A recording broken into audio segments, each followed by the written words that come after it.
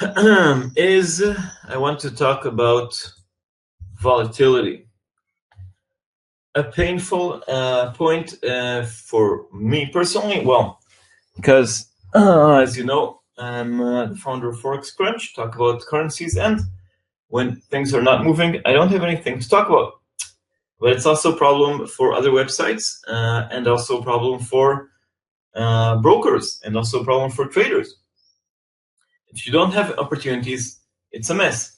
So looking at mataf.net, seeing that euro-dollar volatility is now reached back. It's back to the lows of October 2014. Okay, we had this spike around Q4, and now we're back to the lows. Okay, and the lows we dropped under previous lows, and now back to lowest levels in it's in 2.5 years. So again, euro-dollar is not the only currency, but it's the world's most popular currency pair. So we had more movements in the pound, for instance, in the past year. But in general, it's not only euro-dollar. It sort of reflects the wider sentiment. So euro-dollar volatility currently stands at around 70 pips per day. Luckily, yesterday we had a stronger day than that, but that was the exception, not the norm. Volatility lowest since 2014. The lowest volatility, the trough, was back in the summer of 2014. And since then, we had a big wake up with the ECB, with S&BOM, with so many other events, with Brexit. So we're back to the lows. Last year, we did have big shocks, but they were short-lived. So Brexit really killed the pound. Remember that pound dollar touched 150 on the night of the referendum and collapsed to a range of 130, 135 and continued lower.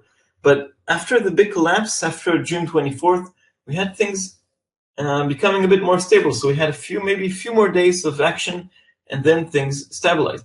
Same thing with Trump.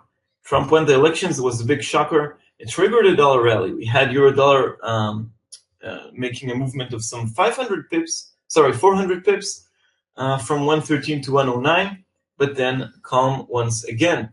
And it happens too often that we don't have ongoing moves. We don't have trends. We don't have enough. When we do have choppiness, but it's limited to small ranges. Why is this happening? So maybe there's just too much liquidity, too much money going around, and not enough air pockets, not enough shocks. So if we look at the Federal Reserve balance sheet, is still bloated with $4.5 trillion. Sure, they're not expanding it. They're even raising rates very, very gradually, but they didn't take back that money.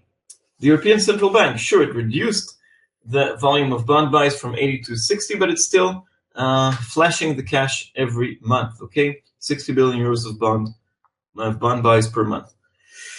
Will volatility return when the Fed starts squeezing its balance sheet? Hopefully. They might begin doing it towards the end of the year.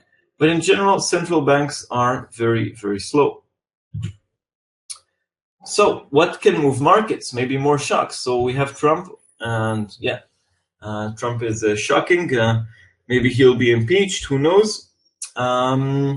He's the gift that keeps on giving, more and more and more scandals all the time. And China. So we move from the largest economy to the second largest. China has its big party Congress in October. And they're sort of keeping the economy stable until October, but maybe afterwards things may change.